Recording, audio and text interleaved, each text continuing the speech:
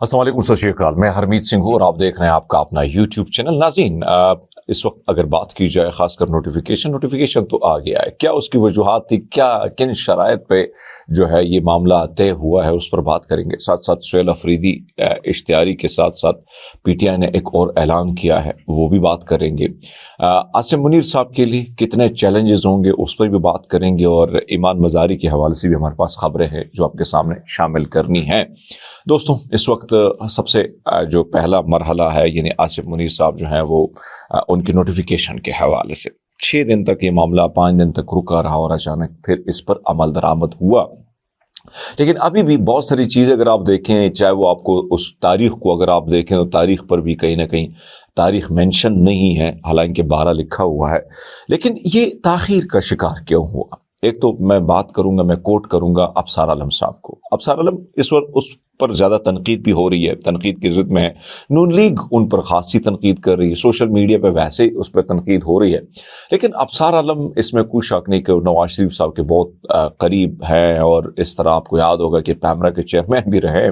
उनके मुताबिक मैं उनको कोट कर रहा हूँ, वो कहते हैं कि ये नोटिफिकेशन रुकने का मकसद क्या था। उसकी वजह ये थी कि कुछ एयर फोर्स से रिलेटेड कुछ बड़े अफसरान ने जो है वो इसमें वो कोशिश कर रहे थे कि रुकावटें डालने की। उनका लबो लहजा, बोलने का अंदाज डिफरेंट था, लेकिन इससे आप वाज़े तौर पर ये कर सकते हैं कि वो रुकावटें डाल रहे थे। बहरहाल बहुत सारी शराइत भी इसमें हैं। आने वाले दिनों में वो चीज़ें भी वाज़े होंगी कि क्या वो शराइत हैं, क्या शराइत वही हैं जो नवाज शरीफ साहब गिला भी करते हैं कि भाई साहब मुझे क्यों वज़ीर आज़म नहीं बनाया, इमरान खान को एलिमिनेट क्यों नहीं किया गया। दीगर बहुत सारी चीज़ें इस तरह की खबरें माजी में भी आती रही हैं और अब भी आती रही हैं। लेकिन अब देखना यह है कि आगे का क्या, क्योंकि ये सारा मामला तो डील के तहत हुआ है, ऐसा नहीं हुआ है कुछ लोग कुछ दो के मामले पर ही सारा कुछ हुआ है। जैसे आप देखें कि एयर फोर्स के लोग नाराज थे, उस भाई वो कह रहे थे कि ये मामला इसी तरह नहीं हो सकता है। तो फिर इसी तरह एक और कंसर्न जो शो किया जाता है कि उनका यानी वाइस आर्मी चीफ जो है वो होना चाहिए। अब आने वाले दिनों में बहुत कुछ चीज़ें वाज़े हो जाएंगी कि आया किस तहत ये मामला तय हुआ है, क्या क्या चीज़ें होंगी। लेकिन जनरल आसिम मुनीर साहब के लिए मुश्किलात ज़्यादा होंगी। उसकी वजह यह कि एक तरफ अगर आप देखें बहुत बड़ी जिम्मेदारी उन्होंने ले ली है, लेकिन आने वाले दिनों में मुआशी सूरत हाल अगर आप देखें, कल मैं देख रहा था कि फील्ड मार्शल साहब कह रहे थे कि अब पाकिस्तान ने ऊंची उड़ान भरी हुई है।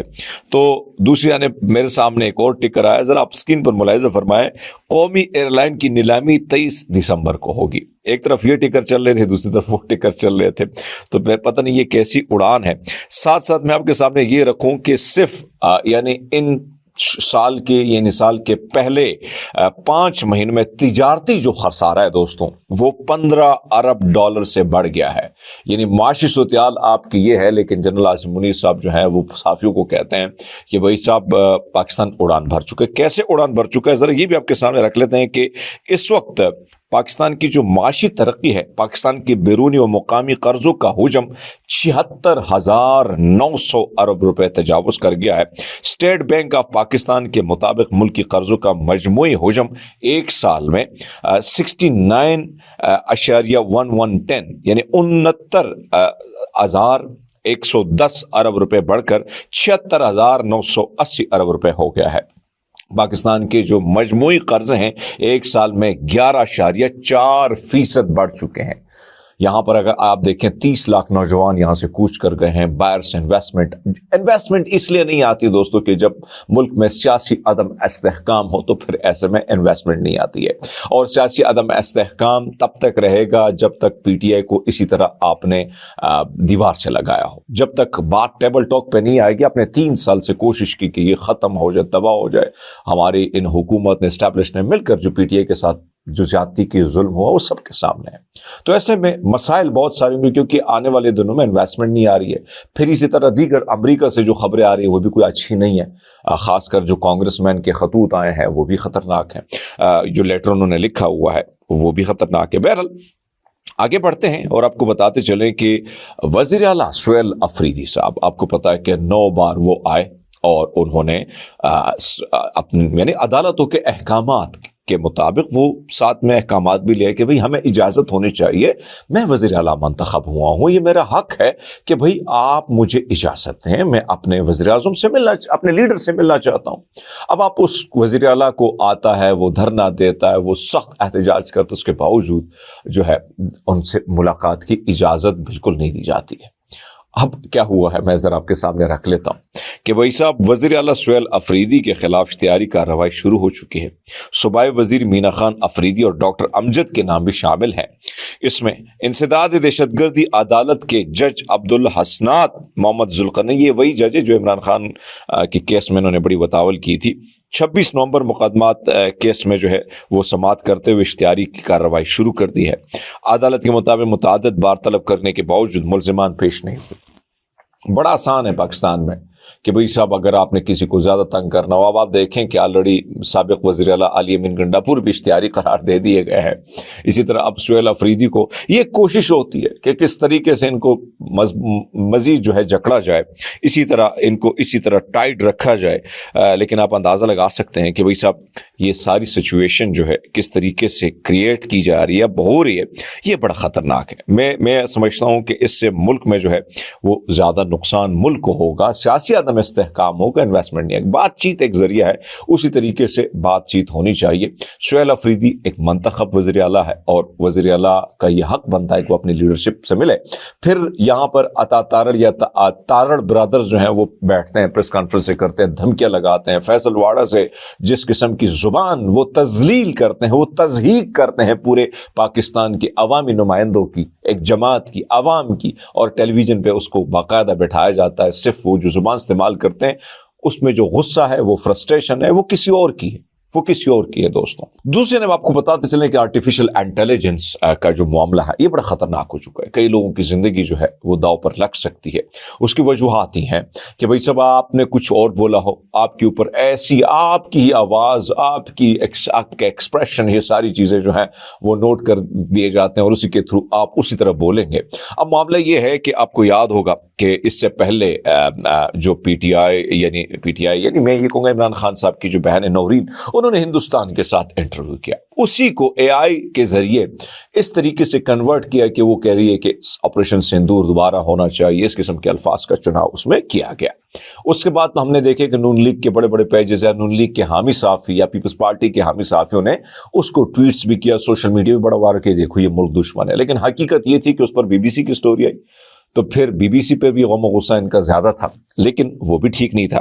اب اسکائی نیوز کی جو صحافی ہے یلدا حکیم، اس نے پوری دنیا کو بتا رہی ہے، وہ کہہ رہی ہے کہ عجیب بات ہے، جو میں نے باتیں کی ہیں حلیمہ خان صاحبہ کے ساتھ وہ ٹوٹلی ڈیفرنٹ ہے، لیکن کیا کیا گیا ہے اس کو آرٹیفیشل انٹیلیجنس سے جو ویڈیو بنائی گئی ہے وہ آپ چھوڑیں صحافیوں کو، وہ تو کریں گے۔ پاکستان کا جو ڈیفنس منسٹر ہے خواجہ آصف، اس نے بھی ٹویٹ کیا ہے، اس پر وہ کہتی ہے کہ مجھے افسوس ہے کہ پاکستان کے ڈیفنس منسٹر خواجہ آصف نے اس کی ڈیپ فیک ویڈیو پھیلائی ہے اور انڈین میڈیا نے اس کو اساس بنا کر یعنی اس کو ٹاپک بنا کر اس پر سٹوریز کی۔